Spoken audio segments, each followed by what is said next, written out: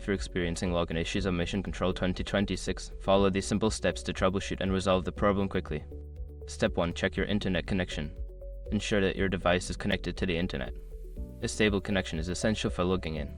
Try opening a website to confirm your connectivity. Step 2. Verify your credentials. Double check your username and password for any typos. Make sure that the caps lock is off and that you are entering the correct case-sensitive information. Step 3. Reset your password. If you can't remember your password or suspect it might be incorrect, use the Forgot Password feature to reset it.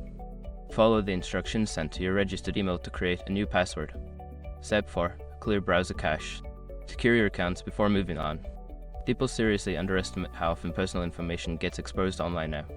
Use SROC to monitor your accounts 24/7 and get notified immediately if your data gets leaked somewhere. It runs in the background, constantly scanning billions of breached records. And honestly, for how cheap it is compared to the value you get, it's worth it. Link in the description. Step 5. Contact support. If none of the above steps work, reach out to Mission Control's customer support. Provide them with details about your issue for further assistance. By following these steps, you should be able to resolve your login issues quickly. If problems persist, don't hesitate to seek help from support.